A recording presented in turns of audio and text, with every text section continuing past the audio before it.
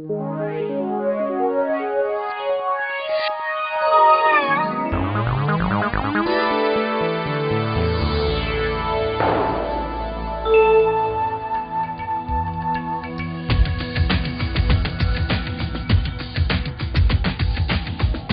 aula passada, o professor João nos definiu o que é o trabalho. Trabalho é a ação humana criadora. Isto é, o homem é que exerce o trabalho e não o animal. Porque toda ação que vai gerar a cultura é uma ação que nós consideramos como trabalho. E essa ação é uma ação humana. Vimos que a ação humana que gera a cultura através do trabalho pode tanto libertar como alienar o homem.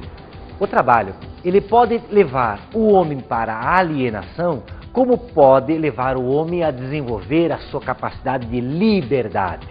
Ele pode ser um escravo do seu trabalho, o escravo de alguém alienado, como ele pode ser uma fonte geradora de liberdade. Uma boa aula.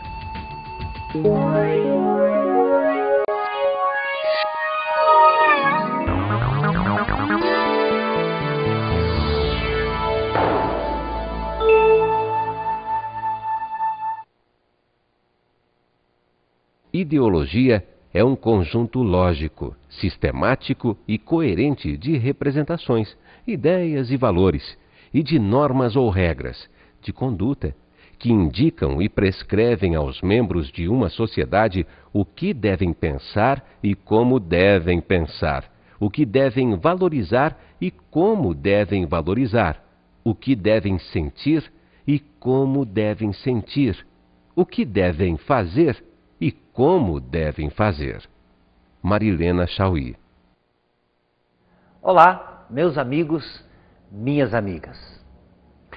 Enquanto os homens exercem seus podres poderes, morrer e matar de fome, de raiva e de sede, são tantas vezes gestos naturais. Talvez Caetano Veloso, quando escreveu esses versos, não estava pensando no tema da aula de hoje, mas bem que eles podem ilustrar sobre o que nós iremos conversar na aula de hoje, pois o tema desta aula é a ideologia. Nós já conversamos sobre esse tema em aulas anteriores. Pois então, hoje nós vamos ver a ideologia, vamos estudar a ideologia de uma maneira diferente. Como que estas ideias passam pela mente de um filósofo? Então, para isso, eu busquei na história da filosofia, dentre todos esses grandes pensadores, um deles que certamente irá agradar muito a vocês. Então, na aula de hoje, nós vamos conversar sobre um grande filósofo da antiguidade chamado Platão. Platão foi um filósofo que viveu há mais de 300 anos antes de Cristo. E como todo bom filósofo, teve a marca da ousadia. Claro que todo filósofo sempre ele é fruto da sua época. Isso significa o que ele pensa, o que ele escreveu, as suas ideias, partem sempre daquilo que os seus antecessores pensavam. Pois então, o que as pessoas antes de Platão pensavam? Os primeiros filósofos estavam muito preocupados em descobrir qual é o elemento que fosse a origem de todas as coisas. Eles chamavam isso de arqué. Nós até usamos a palavra arquétipo, que vem dessa busca incessante desses filósofos em encontrar um elemento primordial que desse origem a tudo. Pois bem, nessa busca da arqué, desse elemento primordial, os primeiros filósofos acabaram discutindo sobre duas palavras importantes: transformação e permanência. Se eu perguntar agora para você, qual destas duas palavras você considera a mais importante? Qual destas duas palavras são o lema da sua vida? Qual é o objetivo da sua vida relacionada com essas duas palavras? Transformação ou permanência? Enquanto você vai pensando sobre qual é a sua preferência, o que você gosta mais, qual a palavra que você tem mais, você aprecia mais, eu vou colocando algumas ideias para ilustrar um pouco essas duas palavras. Pois bem, vamos perceber, e eu queria mostrar agora para vocês, que estas duas palavras estão permanentemente ao nosso redor. Vivemos com transformação e permanência a todo instante. Querem ver? Vamos analisar no primeiro exemplo, etapas da vida. Vamos encontrar ali a transformação e a permanência.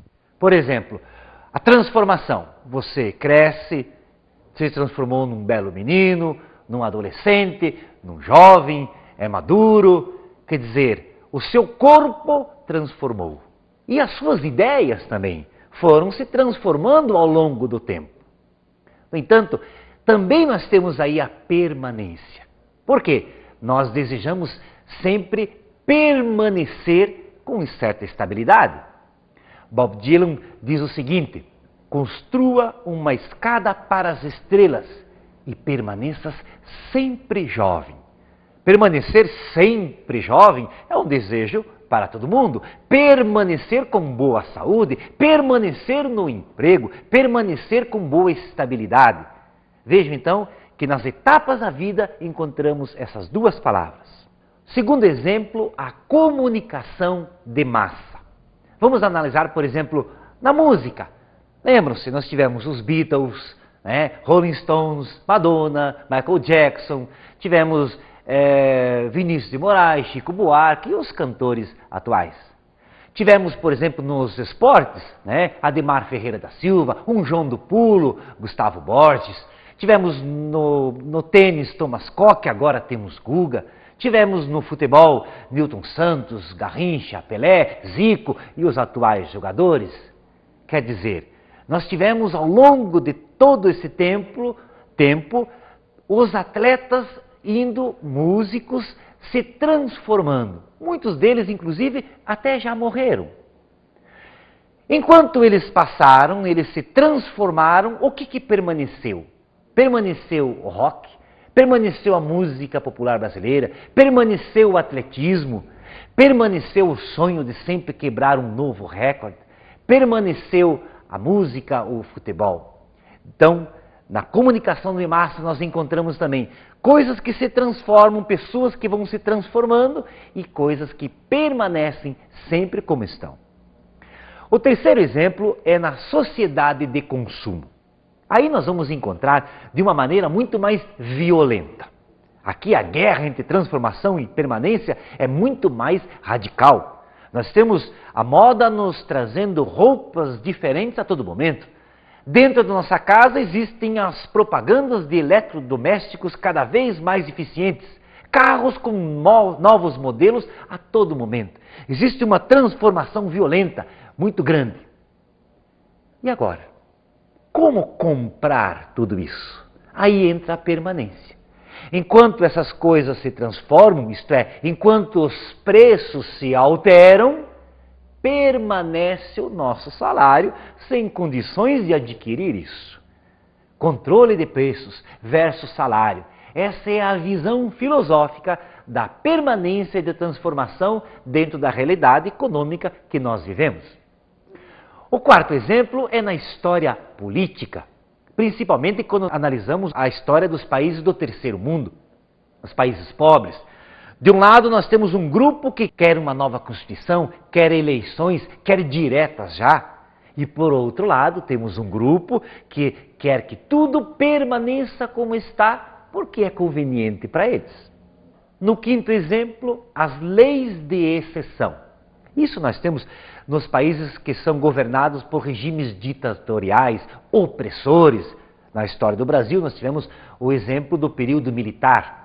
De um lado, nós tínhamos um grupo de pessoas lutando por mais democracia, lutando por mais liberdade, lutando pela garantia da Constituição. Por outro lado, nós tínhamos um grupo que queria que permanecesse tudo do jeito que estava, porque isso era conveniente, isso era benéfico para eles. E no sexto e último exemplo, nós temos nos grandes espaços. Aí você vai perceber bem claramente, analisando a história da sua cidade. Lembra-se como ela era há 20, 30, 40 anos atrás? Uma cidade pequena que foi se transformando, hoje é uma bela e rica cidade. Por outro lado, também existe, dentro dessa toda essa transformação, um desejo de permanência. Você gostaria que ela permanecesse sempre um pouco provinciana, onde você andando na rua conheça todas as pessoas, cumprimente todas as pessoas, encontre os políticos, o padre, o prefeito na rua. É um desejo que todo mundo quer, que a sua cidade permaneça daquele jeito carinhoso de receber os visitantes, ou com a sua característica de ser universitária, de ser modelo, ou de estar numa bela paisagem. Então, nos grandes espaços, tudo existe também a transformação e o desejo de permanência. Até que os grandes espaços provocam questões ambientais muito sérias, por exemplo, da destruição da natureza, ou da grande transformação que é a bomba atômica, que pode transformar o mundo para que ele permaneça numa situação que ninguém gostaria de estar. Então, meus amigos, o que você escolheu? Permanência ou transformação? Se você escolheu só a transformação, pense bem. Só a transformação, nós podemos cair no perigo de trazermos uma sociedade, ou de transformarmos a sociedade em um grande caos. Por quê? Porque ali existe todo momento transformação e nada que permaneça pelo menos estável. Nós temos um desperdício das coisas muito grande e uma fuga. Ninguém quer analisar a situação, quer transformar a todo momento. Uma sociedade que se transforma demais corre o perigo de ser manipulada. É como uma planta que é transportada a todo instante para outros lugares, não cria raiz profunda para poder segurar-se. E se você escolheu só a permanência, você pode correr o perigo de ser uma pessoa medrosa, de ser uma pessoa que não quer arriscar nada. Você pode ser uma pessoa que não vai crescer na vida porque você tem medo, quer permanecer como está e não progredir. E no fundo também você pode ser uma pessoa preguiçosa. Pois bem, permanência e transformação, portanto, são duas palavras que estão permanentemente no nosso meio. Talvez você vai concluir comigo que nenhuma nem outra são tão importantes, mas as duas guiam a nossa vida. Como se pudéssemos usar agora uma bússola.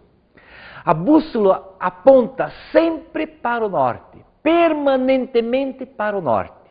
Mas se eu não sair do lugar, eu não chego a lugar nenhum. Ela permanentemente aponta aonde é que eu quero chegar, mas eu tenho que me transformar. Eu tenho que sair do meu lugar para ir até onde eu desejo. Então, essas duas palavras estavam na mente dos primeiros filósofos e certamente irão influenciar agora o nosso pensador, Platão. Por isso que eu vou perguntar agora, vamos conversar agora sobre quem foi Platão. Platão foi um filósofo que viveu entre os anos 428 a 348 anos antes de Cristo. Falei para vocês já que ele teve uma marca de ousadia. Filósofo traz sempre essa marca, principalmente porque ele trouxe muitas novidades, inclusive até um novo modelo de governo. Platão é apelido, não é o nome dele. O nome correto dele é Aristócles. Platão é um apelido, significa pessoa de ombros largos.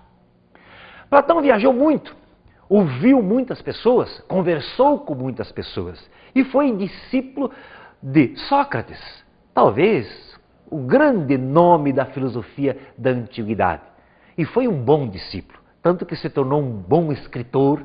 Platão se tornou um bom filósofo, um bom professor, porque até ele fundou uma escola, uma das primeiras escolas, a Academia. Agora, vamos conversar agora sobre o que Platão ouviu. Platão ouviu todos os seus pensadores antecessores, todos os filósofos anteriores.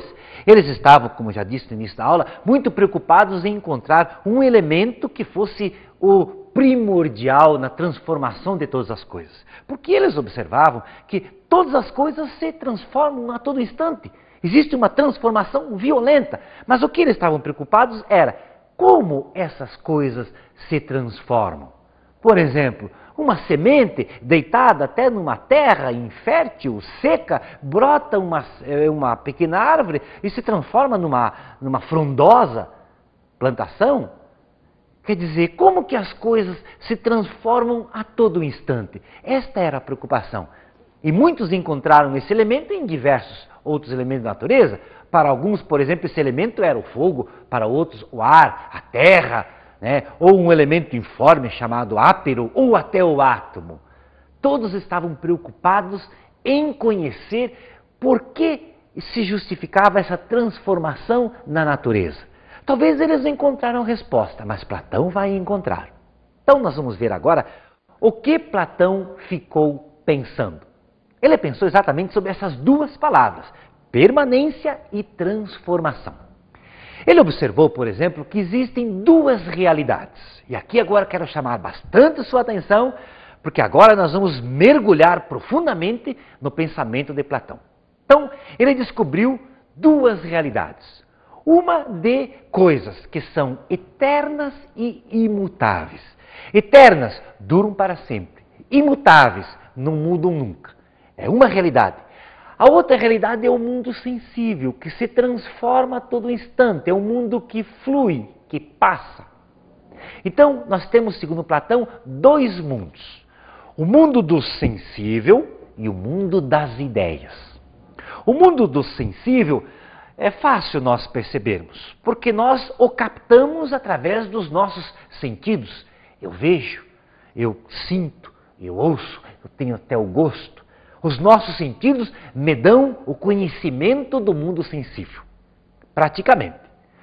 O mundo ideal só é captado através da inteligência.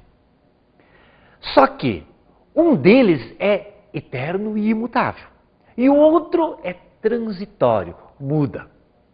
Um desses mundos é permanente, não muda nunca, é eterno, nem de forma. E o outro é todo instante transformação. Essas duas realidades são permanentes no pensamento de Platão. E eu vou tentar dar alguns exemplos para mostrar para vocês essas duas realidades. O primeiro exemplo é o seguinte. Você entra numa loja de móveis.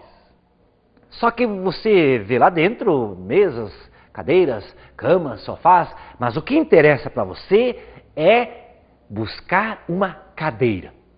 Ali dentro daquela loja, você vê uma variedade enorme de cadeiras. Cadeiras de ferro, cadeiras de plástico, de madeira, cadeiras almofadadas, cadeiras de vime, tudo que é tipo de cadeira. São inúmeras cadeiras. Mas você, como um bom filósofo, entra numa loja de móveis pensando o seguinte: o que existe de comum entre todas estas cadeiras? Aí você vai colocar as características, porque você vai buscar, como bom filósofo que é, a definição de cadeira. Né? E o que você vai encontrar de comum em tudo isso é que existe uma ideia de cadeira. As cadeiras todas pertencem ao mundo do sensível, porque nós a vemos, nós manuseamos na mão, é fácil nós percebermos, sentimos até o cheiro da madeira. Agora, a ideia cadeira, nós só a concebemos através da nossa inteligência. Um outro exemplo é pensar sobre um animal, por exemplo, um cavalo. Existem diferentes tipos de cavalo? Obviamente que existem diferentes tipos, porque existem diferentes raças de cavalo. Existem cavalos com cores diferentes, preto, branco, malhado, cinza, tudo que é tipo de cor. E todos os cavalos são pertencentes ao mundo sensível, porque eles vivem, crescem e um dia vão morrer. Assim como as cadeiras, um dia também irão sendo jogadas cada vez mais para fora de casa, vai lá para o cantinho, depois vai para o fogo. Os cavalos também, um dia morrem, porque eles pertencem ao mundo do sensível. Já a ideia cavalo permanece sempre. Todos os cavalos do mundo podem virar mancos, mas a ideia, cavalo, não muda nunca. Nesses dois exemplos, vamos nos mostrar que nós temos um mundo sensível das coisas que nós vemos e captamos pelos sentidos, e o mundo das ideias, captado somente pela inteligência. Nós vamos fazer agora um intervalinho para depois, com mais força, mergulharmos ainda mais no pensamento de Platão. Já voltamos.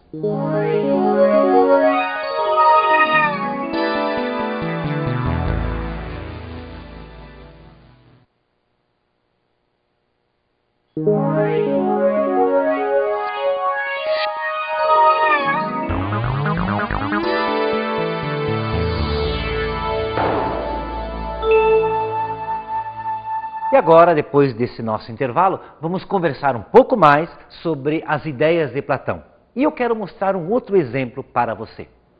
Eu tenho aqui uma caixa com alguns brinquedos que meus filhos fizeram de um joguinho, do Lego.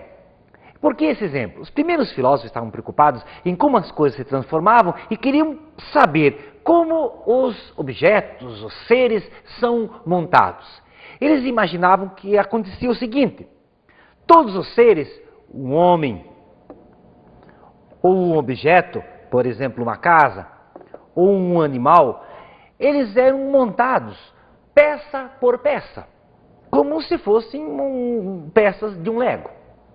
O que eles não entendiam era o seguinte: se esses seres todos, um dia o homem morre, as peças são desintegradas, os animais morrem, as peças se desintegram, ou um objeto qualquer, com o passar do tempo, fica velho, vai perdendo, vai para o fogo. Agora, todos sumiram. E agora? Como que daqui a 50, a 100, a 400 ou a 1000 anos ainda continuam a existir seres, animais, objetos? Será que eu, pegando essa caixa, chacoalhando, será que os objetos irão, nesse momento, se juntar peça por peça e de novo montar uma casa, um animal, um outro ser? É claro que não vai acontecer isso. Mas eu posso fazer de novo isso. Por quê? Porque eu tenho na minha mente a ideia do animal, a ideia do homem e a ideia da casa. E agora sim eu posso novamente juntar as peças. Por que eu posso fazer isso? Porque eu tenho na minha mente uma ideia. Lembra daquele exemplo que eu dei do carro? Eu vou consertar o motor do carro porque eu tenho um modelo ideal. Assim acontecia com Platão. O mundo sensível, ele existe, mas também existe uma outra realidade, que é o mundo das ideias, no qual nós podemos chegar somente pela inteligência. Para poder ajudar as outras pessoas a entenderem o seu pensamento, Platão contou uma história. Essa história é conhecida como a alegoria da caverna. E eu vou contar agora para vocês do meu jeito. Os objetos que nós temos aqui foram montados pelas crianças de quarta série, porque eu trabalhei com eles essa história. E Platão diz o seguinte, vamos ver se você vai entender direitinho a história. Existia uma caverna, muito escura. Todos os homens nascem, vivem no fundo desta caverna. Todos eles voltados para o fundo da caverna. Como eles estão ali acorrentados pelos braços, pelas pernas e pelo pescoço, eles não podem virar-se. Então eles estão ali desde que nasceram. Depois existe um muro. E do lado desse muro vão passando pessoas carregando objetos sobre sua cabeça. E aqui, um pouco mais à entrada da caverna, nós temos uma fogueira. O que acontece então? A fogueira ilumina, embora seja uma luz muito fraca, muito tênue, ilumina esses objetos que estão na cabeça das pessoas que passam por aqui, e a imagem desses objetos é projetada sobre o fundo da caverna. O que essas pessoas então conhecem? Eles só veem as imagens, só veem as figuras que estão no fundo da caverna. É o único conhecimento que eles têm.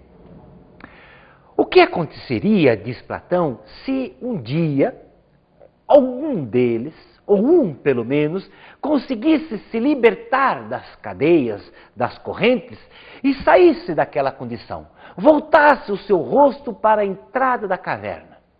Inicialmente, os seus olhos ficariam ofuscados pela luz da fogueira, embora seja uma luz muito fraca.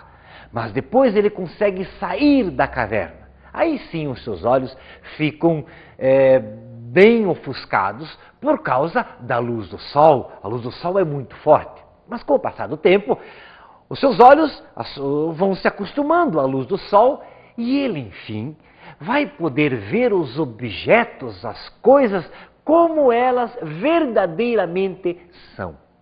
Não vai ver mais sombras, figuras dos objetos. Agora ele vê o objeto na sua realidade. E ele conhece daí um mundo totalmente novo e muito mais bonito. Aves, as lagoas, os rios, os riachos, as estrelas, tudo é um mundo verdadeiramente belo.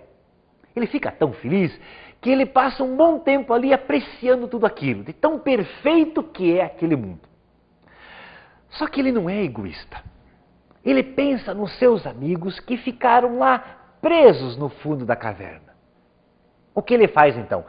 Volta para a caverna para avisar as pessoas que estão lá dentro que o mundo que eles conhecem é um mundo muito pequeno perto do mundo que ele descobriu.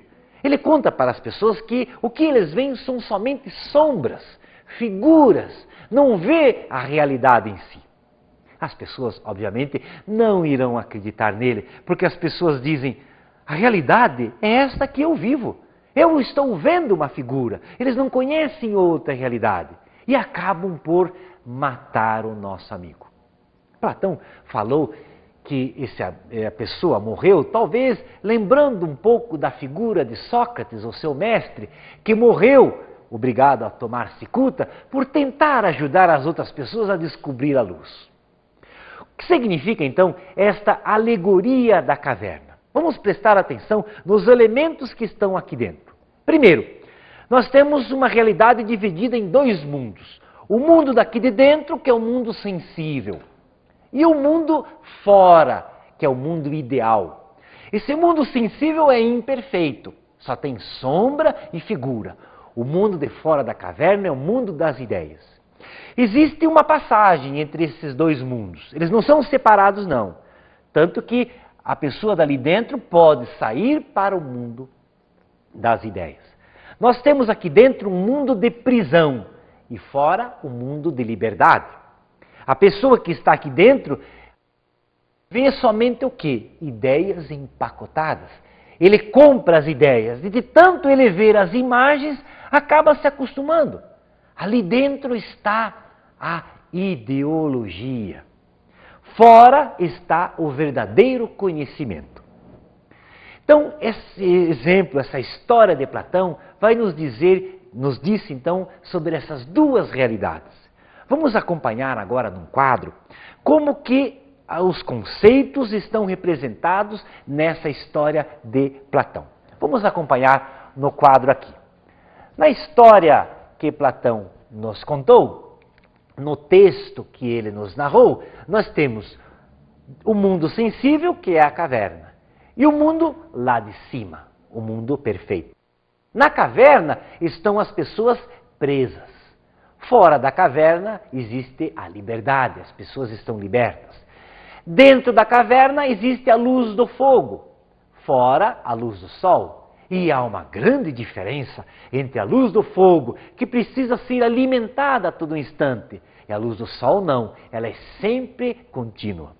Por isso que Platão diz que os nossos conhecimentos são supérfluos, são conhecimentos de opinião, não temos certeza das coisas.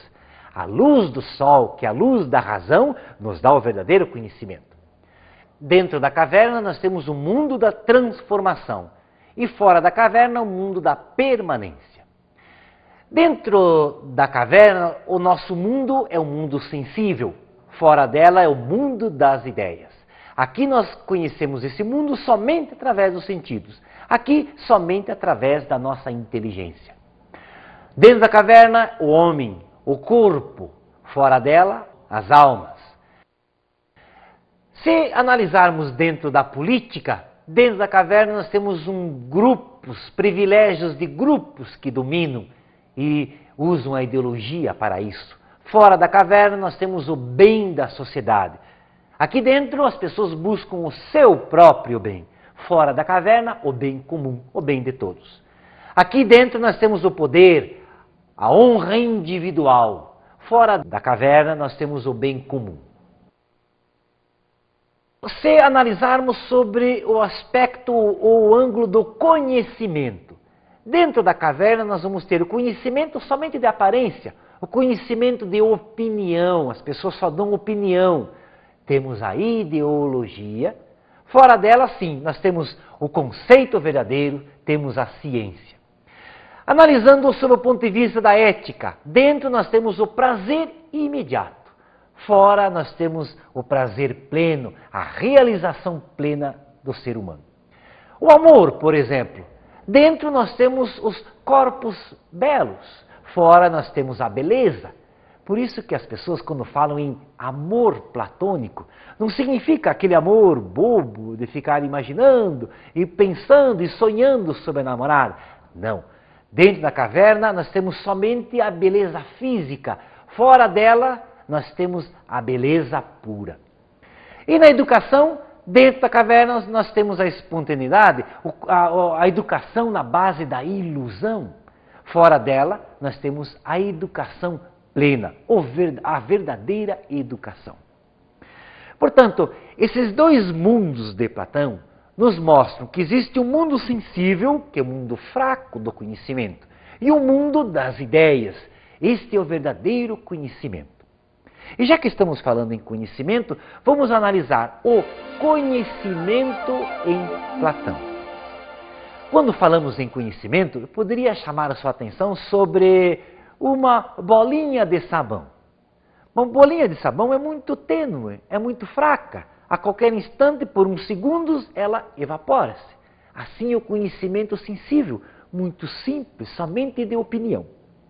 Quando nós pensamos numa bolinha de sabão, vamos pensar também no mármore, que é uma pedra dura, mas com o passar do tempo, o mármore também se desgasta. Então, o conhecimento do sensível é um conhecimento muito superficial. O conhecimento das ideias, pelo contrário, é muito difícil. Precisa ter um estudo muito avançado, uma persistência muito grande para atingi-lo. No mundo do sensível temos a opinião. No mundo das ideias nós temos a ciência. E quer ver como o mundo do sensível nos provoca enganos, nos provoca várias opiniões? Se eu disser aí para a sala de vocês, das cores do arco-íris, qual é a mais bela? Vou ouvir muitas respostas. Se eu perguntar aí para vocês, qual é a moça, a senhora mais bonita dessa sala? Qual é o homem mais simpático aí da sua sala? Certamente eu vou ouvir muitas opiniões. Vai ter até briga para discutir qual a cor mais bonita, qual a pessoa mais bela. Agora, se eu perguntar para vocês quanto é 3 vezes 4, por favor, só vou ouvir uma resposta: 12. Quer dizer, o conhecimento do sensível, das cores, ou de olhar as pessoas, é o conhecimento de opinião. Agora, o conhecimento matemático, racional, não tem engano. Se eu encontrar uma bola furada, o meu amigo pode dizer, isso não é um círculo. Como é que eu vou saber? No conhecimento sensível, só olhando, não tenho conhecimento sobre isso. Mas se eu contar todos os graus daquele círculo e der 360, eu posso dizer, com certeza, isto é um círculo. Se, por exemplo, eu encontrar ou pedir opinião das pessoas sobre qualquer assunto, vamos ter muitas respostas. Mas qualquer afirmação matemática só vai haver uma. Porque ele é um conhecimento racional. Então, meus amigos, o que a ideologia tem a ver com a alegoria da caverna? A ideologia e a alegoria da caverna estão intimamente unidas pelo seguinte. Nessa história que vocês ouviram, nós podemos concluir que a ideologia usa de duas armas principais. Primeiro, as cadeias, as correntes que amarram a pessoa a sempre ver uma imagem, a não ver o objeto tal como ele é. A segunda força da ideologia que tiramos dessa alegoria da caverna é a ilusão. A ideologia nos coloca de que aquilo que nós estamos vendo no fundo da caverna é verdade, e ela não é. É preciso fazer um discurso contra a ideologia. E para isso o primeiro passo é romper com as correntes. E para isso é preciso duvidar. Duvidar que aquela imagem seja verdadeira, duvidar que aquele conhecimento seja verdadeiro. O segundo passo é preciso coragem. É preciso correr riscos para sair da caverna. Pode ser que no início nós tenhamos coragem, mas chegando na beira da caverna, a luz do sol é tão forte que nós podemos até desistir. Por isso que esse passo de você sentar e estudar novamente é um passo que você está dando para sair da caverna. Porque você está correndo riscos, você está se alimentando e, acima de tudo, você está deixando de ser cego para ter a luz verdadeira do sol para iluminar todo o conhecimento para você. Agora, Platão diz que para fazer esse passo é preciso disciplina, é preciso esforço. Um provérbio chinês diz que pensar dói. E você sabe como isso é difícil. Estudar, voltar a ler. Isso é parte de uma disciplina que todos nós podemos fazer.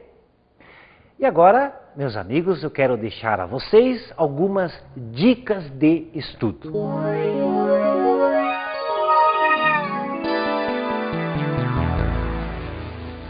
A primeira dica, se você tiver oportunidade, assista ao filme Muito Além do Jardim. Ele é uma visão moderna da alegoria da caverna e tenho certeza que você vai gostar muito. A segunda dica é, se possível, busque a música Roda Viva, do Chico Buarque de Holanda. Atente bem para a letra e veja ali dentro onde está a permanência e onde está a transformação. E a terceira dica é exercitar a sua mente escrevendo um texto. E você poderia escrever sobre filósofo, a marca da ousadia. Como e por que um filósofo sempre tem essa característica de ser uma pessoa ousada. Deixo a você então um grande abraço, mas sobretudo um pedido. Nunca deixe de voltar-se para fora da caverna. Busque a luz, continue estudando. Só assim você vai poder sair do fundo da caverna, da ilusão, da ideologia, para ter as suas próprias ideias. Um grande abraço e até a próxima aula.